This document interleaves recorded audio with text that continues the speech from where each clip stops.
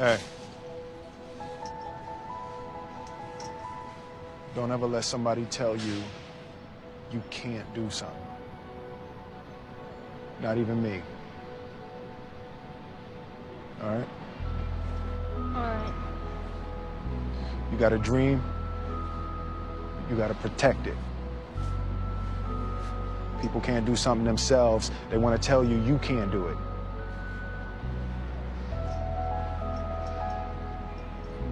You want something, go get it. Period. That urge to follow your heart, that inspiration that you have to change the world, it should never be taken lightly. And you should never ever let anyone take that away from you.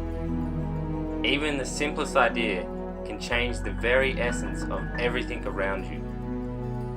If you have a good idea, a vision, then hold on to it and keep it close to your heart. One day, at the very least, it will change one person's life. And that is no small feat at all.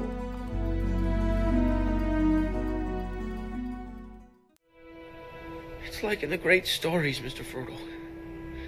The ones that really mattered. Full of darkness and danger they were. And sometimes you didn't want to know the end. Because how could the end be happy? How could the world go back to the way it was when so much bad had happened?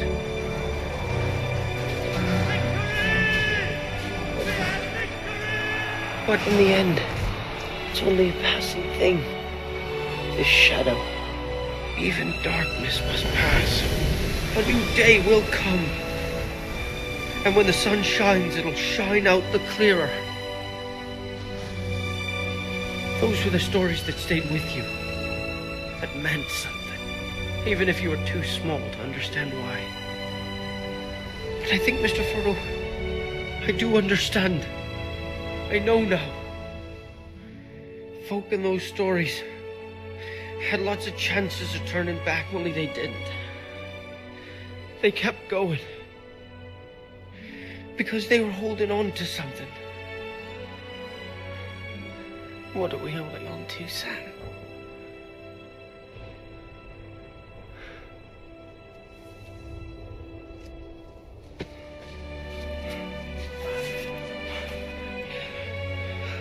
That there's some good in this world, Mr. Frodo.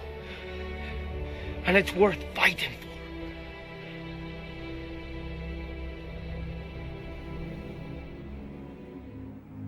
So much of what we learnt, understood, and felt when we were little, we lose sight of over time. Our conditioning from school begins to take over, and by the time we hit 11 and 12, our reality starts to expand to include other people's perceptions of us. Because of this, we become concerned with how we look, and because we think no one else is going through the same thing, all our problems become the center of our reality. Then the stress of the business working world catches up with you, and you get so busy that you forget what you learnt. You have to come to terms with the realization that the world wasn't what you thought it was. That it wasn't really what people were telling you it was when you were growing up.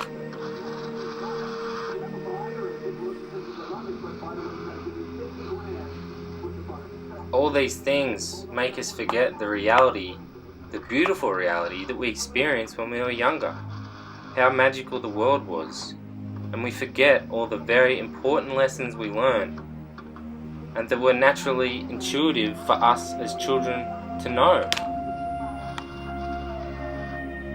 I mean, look at this reality. We were not supposed to be living like this.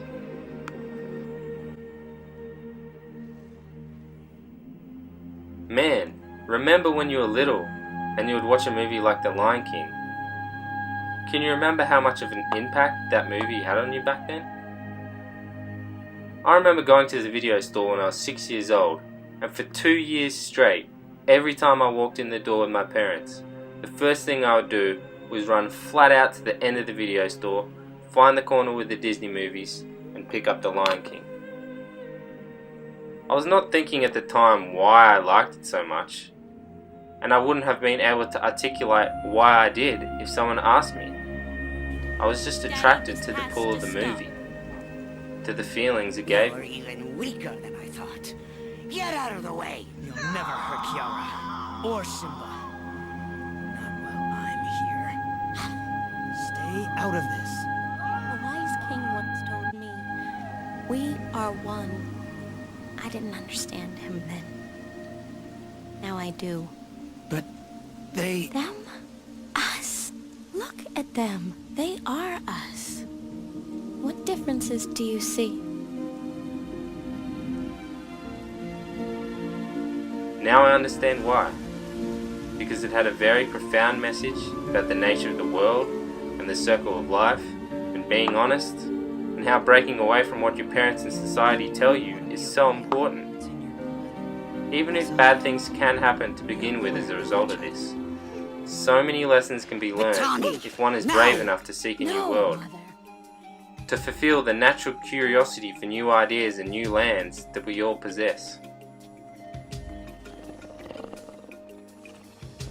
As you go through life, you'll see. So why is it do all children have this connection and pull towards certain themes and ideas like the ones in The Lion King? Is it because at our very beings we have a deep understanding with our innate connection and freedom in life? Could it be that we have an understanding of how important the purpose of going through an intense journey and learning for ourselves really is?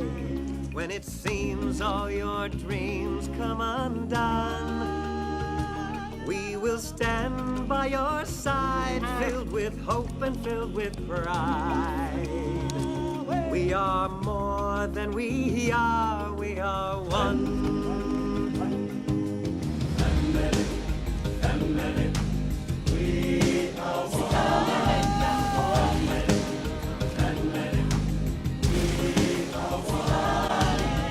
In Lion King 2, every kid watching the movie knew what was going to happen at the end.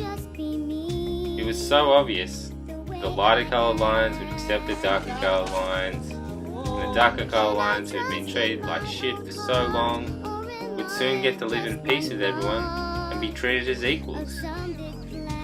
And as kids, we wanted to see this. We liked it when Kira and Kohu got together and got busy, because they were so happy together. Why would we care what both their societies were telling them to do? That didn't matter to us. We just wanted two lions who wanted to be together, to be with each other. The message of the movie was simple. Follow your heart, and we are all one. And understanding that everyone seems to forget as they grow older. We are one.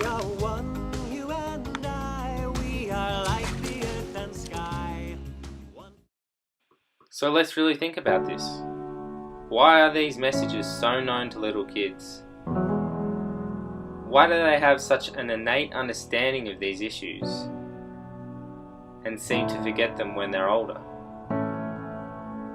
The same attributed memory loss is done majorly through culture and the superficial world. The same types of lessons from The Lion King can also be applied to movies like Remember the Titans. If we don't come together right now on this hollow ground, we too will be destroyed. Just like they were. I don't care if you like each other or not, but you will respect each other. And maybe, I don't know, maybe we'll learn to play this game like men. We are changed. We're gonna change the way we run. We're gonna change the way we eat. Growing up, every single kid who watched that movie was just waiting for the black and white teammates to get along together. They could see the tensions between the two races, and they wanted people like Petey and Sunshine to be friends.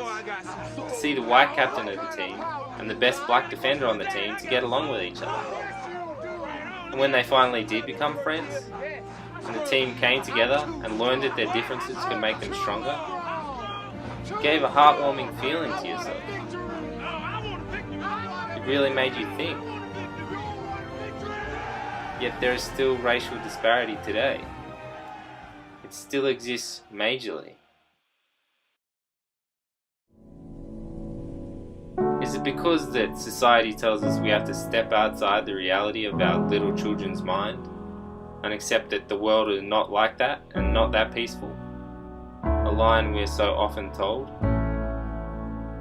Or is that just some bullshit that people make up so they can get a grasp and handle on their own sense of security in their reality? All the world is made up of grown-up children. So if children could feel that love and compassion for each other then, why not when they were grown up? A major reason lies in the way culture programs different groups and people to behave. And as a result, subcultures like black and white become developed, and racism and prejudice stems from that. Of course, not all of the world's problems are a result of culture and programming. There is definitely an onus on the individual. The individual and groups of individuals are the ones that fall for racism and prejudice. But when you can't think for yourself, it is easy to follow prejudice from your parents or follow cultural stereotypes and norms from society. That is why it is so important that people learn to think for themselves, and we learn to remember what we once knew as children but have forgot.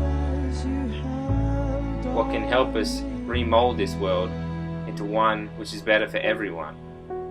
Once again, we are one.